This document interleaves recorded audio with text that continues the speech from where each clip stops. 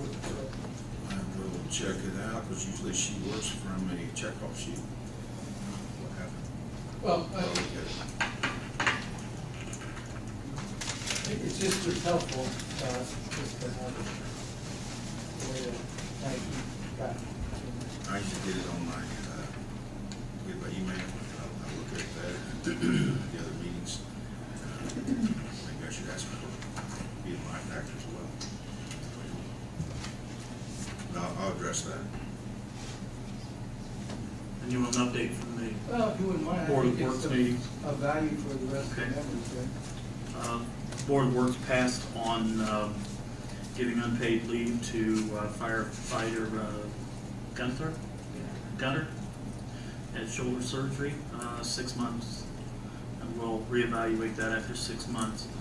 Tri-Kappa met with us for street closings for the July 4th parade. We were to accept bids for property casualty workman's comp insurance from Pepper Cooper and also from City Security. Pepper Cooper was not prepared and did not meet the deadline and asked for an extension, and the board felt that we could not give an extension. City Securities was ready with their quote. They submitted their quote, and their quote was 10% less than what it was last year. They are the existing carrier for the city. Savings of about $10,000, $198,813 last year. It's $189,493 for the coming year. Should you use your calculator? I thought I did well on that. Energy Services talked to us as they did the council, and Gary talked to us about, what did you say, Gary? Gary Murray? About the contract modification for the Gas Creek project. Yes, which we did last week. Right, which we had talked about, right. And then Chief Stacy Chastain presented her new sergeant, Brendan Bridges? Bridges. Don't have all the notes in front of me. And that's it. Oh, Donna talked to us about adjustment for a customer for sewer with water leak. And we passed that.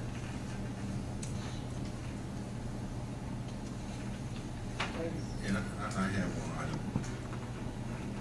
We have voted to change the signage on the speed limit from 35 to 30 mile an hour on Lincoln Street.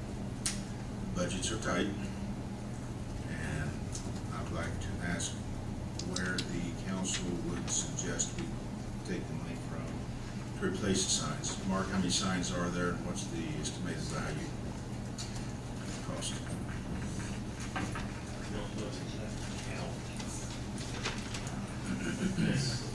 Six lines. One, two, I believe there's 6 of them.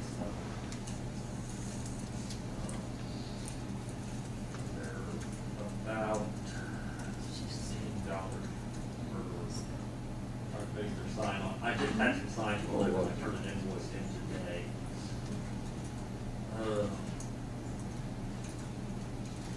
I'd say that we are right around $150 a piece. Would be about $900.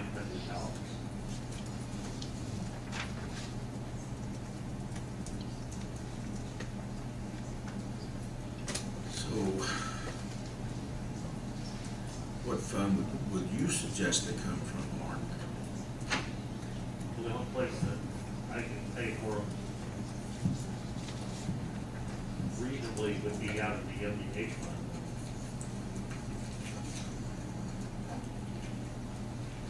We asked Jeff Ford to pay for them, and it's just they to pay for them. As part of the project, they chose not to.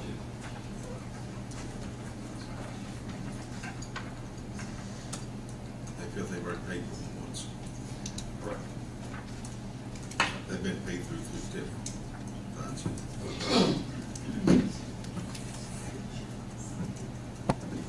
MBH, you lost how much this year over last year? We won't know until the end of the year. You don't know exactly where you're going to finish yet. But we do know we should receive more next year after this year's budget, correct? Hopefully. Getting into a different discussion, but 5%. As far as MVH, I don't think there's anything that proposed to change the MVH funding formula. The MVH funding formula is run by the state legislature, so it hasn't changed. The local road and street comes through the company also comes through the, actually neither one of them do, I don't think. I think actually both of them are determined somewhat by NDOT, who makes recommendations to the legislature. And I know of no change in any regard to either of those funding formulas. None whatsoever. And we've asked every department to reduce, not spend their approved budget by 10 to 15%.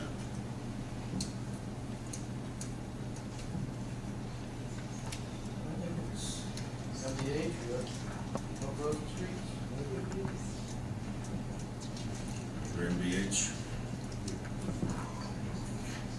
Have they been ordered yet, Mark? It will be tomorrow. Ordered, and if you run out of funds, we'll, They're pretty slow right now as far as signs. The ones that came in Friday that I turned the plane in today were ordered around the 15th and about the 15th. No, it's not more than that. It's somewhere between the 10th and the 15th last month, so they're taking about, or not May, but they're taking about 6 to 8 weeks to get signed right now. Can't take this out. Maybe look September before they're installed, or, We're talking $900. We can't take this out of rainy day or riverboat or anything like that. I mean, are there stipulations that we can't cover public safety on those kind of funds? you can use rainy day and riverboat for about anything that you want to, in that correct, Bridget? But it has to be appropriated by the council. He already has MBH in his budget, but, if he depletes that line item, that budget item, then $900 won't buy you much. Do we have it in any of those funds that we can take $900? Rainy day and the riverboat is very helpful. I would suggest we do something like that if we're going to run him back closed. Well, each year the MBH allocation is reduced every It's year. not as critical as it would have been. Federal Highway has just relaxed the retroactivity requirements for signage. We were under a timeline that was just unattainable. And here in the last 60 days, they have suspended that, and they're not putting us on the same guideline. Now they've given us the opportunity to replace our guide signs as we do the inventory and they become to the point where they're unable to be read, we can replace them, maintain from that point on, where they did have us under guideline 2015. I think we had had every one of them once. And we weren't gonna be able to do it. Let's get it over then. I'd entertain a motion to pay for the signs for Lincoln Street, from 35 to 30 mile an hour out of riverboat funds. So moved. Any further discussion? All those in favor say aye. Aye. Opposed, same sign. Motion passes. Take from riverboat funds. Up to, he said $500. Is there anything else from the council? I got a couple other things just to clarify. Looking at the change in the laws that are coming upon us, and in terms of the public access piece, what do we do now with regard to notification in terms of public access? We obviously notify the papers, and we do have it on the website. Talking about meetings? Yes. And do we have any written policy on this, or this is just something It's that part we do? of, it's just part of the public records, plus statute, or public, access to public records, I think is the more formal term. Well, but that's my point. I think that it was changed this year to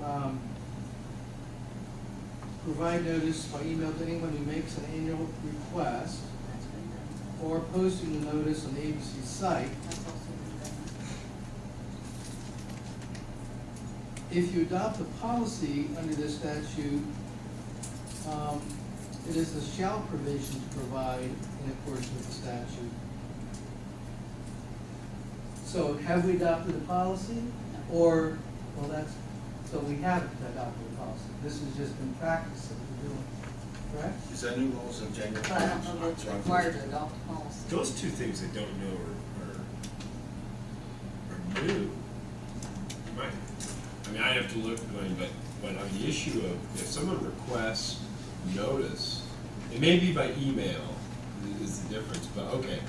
But the city's always, that I've been around, if somebody puts in a request, Right. they're part of the list, if you will, that gets the notification of all meetings that go out.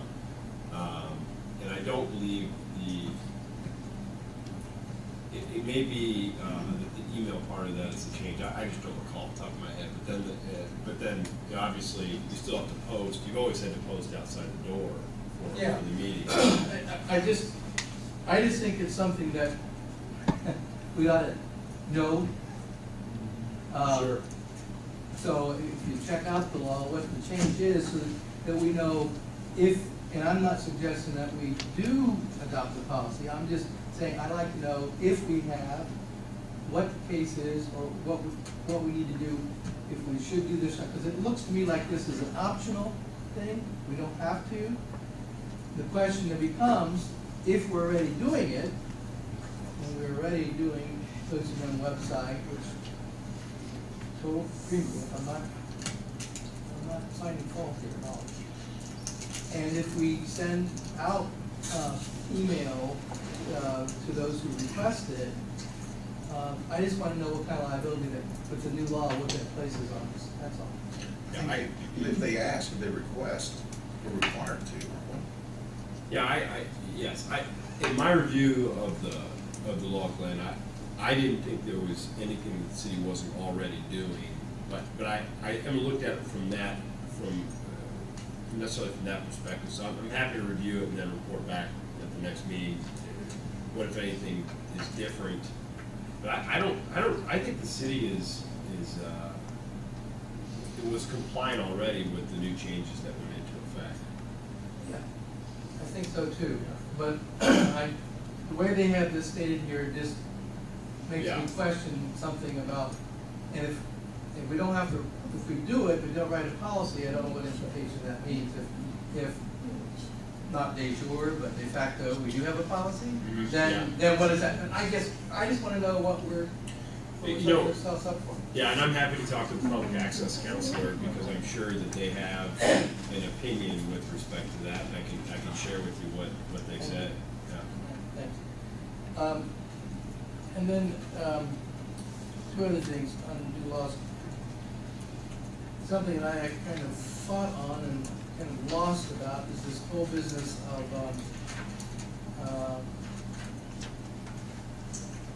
water rates and sewer rates outside of, territory area. And the only,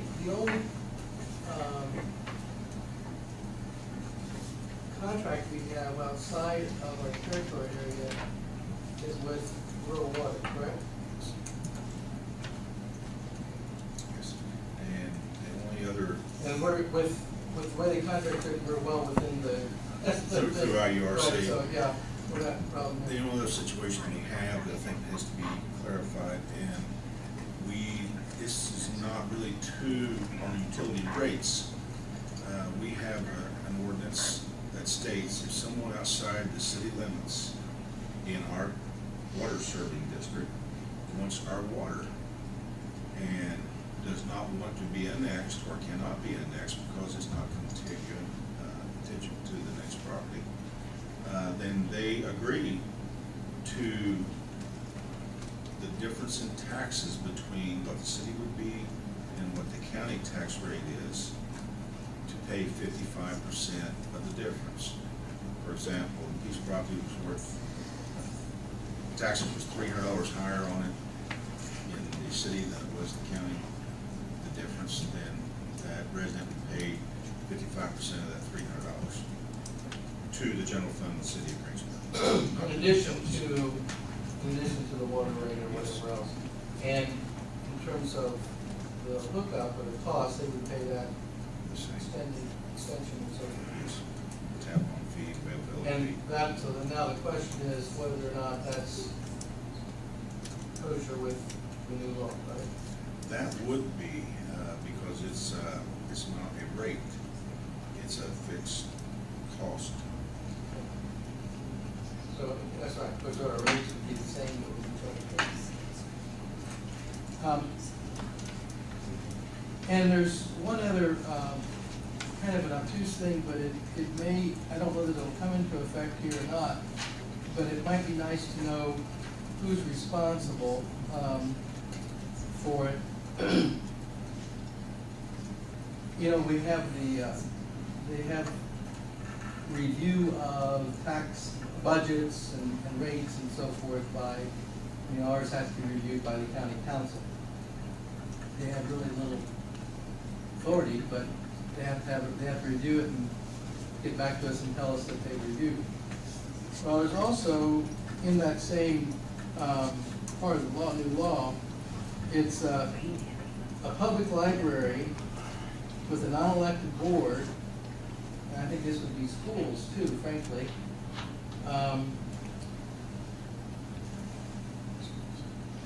With a binding review of the library's budget by either the county, city, or town fiscal body, only if that board, if that budget increases more than the value growth quotient. So it's kind of, it may happen, it may not.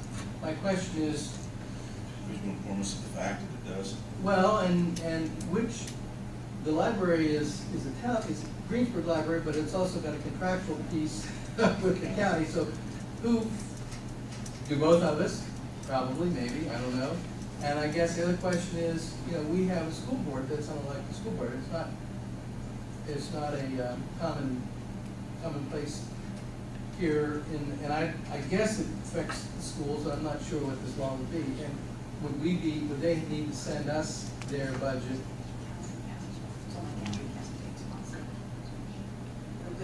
The Greensburg schools and both the library contractual and county library, well, I should say county library and city library have to submit their budgets to the county council. Because the city school board's not elected, it has to be submitted to them. They still won't make changes to the budget. I understand that. Non-binding. But why the county and not the city? It's just the way we have to set up. It's been that way for several years. They've just changed the way the different qualifications on whether it goes to those people or not. I mean, years ago, it was just like townships. They were the only ones that ever had to have theirs reviewed. And then they added conservancy, and then they added solid waste. So each year, they've added another little piece of that. That non-binding things have been going on for probably about 4 years now. But they've just each year, they've added a different piece of it, the way it needs to be classified. So now the city, so like, because the city of Greensburg, or because Greensburg schools isn't elected board, then they have to submit their budget to the county council. Why is the county council elected? It's been that way. So.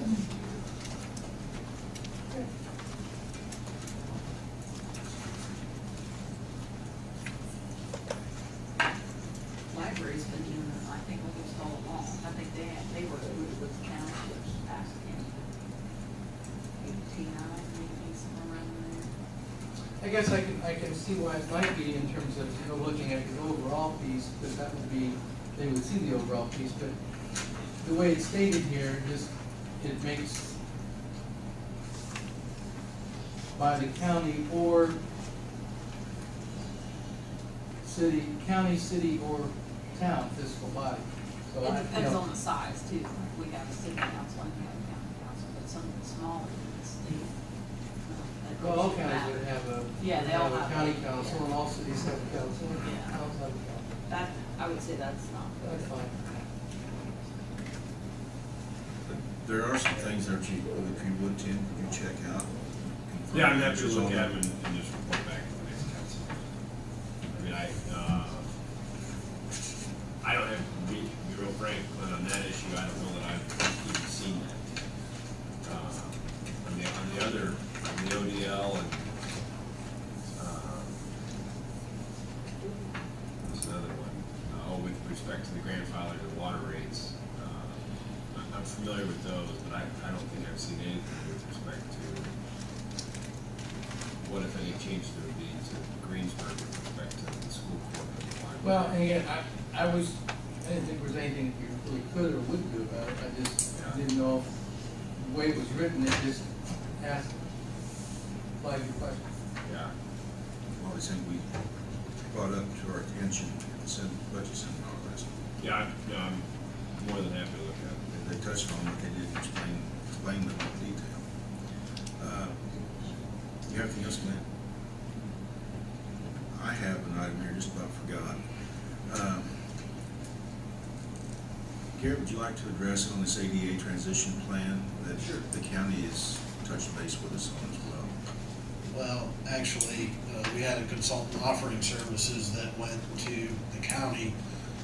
Basically, the Department of Justice has required all municipalities to come up with an ADA transition plan. And that deals with two aspects. One, with the public rights of way, which is our roads, streets, sidewalks, and removing barriers from access, which is curb ramps and things that aren't installed. And the other part of that transition plan is all your facilities where you offer goods and services to the public. Basically, when this consultant approached the county, they said, well, we're just gonna do what the city does and replace City of Greensburg with Decatur County. Well, you really can't do that because it is your facilities, and specifically how each facility is set up and what things that they have. I've been working since last summer towards the transition plan for public rights of way as an engineer. I'm very comfortable with that. But pretty much my career, I've dealt with 5 feet outside the building. So I asked the consultant today, told him we had 9 or 10 facilities that would need to be gone through. I mean, it's measuring counter heights. I mean, the actual ADA guidelines have changed slightly over the past 2 years. So something that we have that might have been in compliance then might not be in compliance now. And I mean, it gets down to how far the toilet paper roll is from the back of the wall and how high it is. So I'm not really comfortable going forward with assessing the buildings. I'm more than happy to spearhead them getting through and going through that. But they're off the cuff was somewhere around $16,000 to $20,000. To do that, I'm just making you aware of it. It's again something that is unfunded, we didn't have budgeted, we're going to be required to do before the end of the year. You have to have a plan, you have to Right. have everything done, you have to have a plan.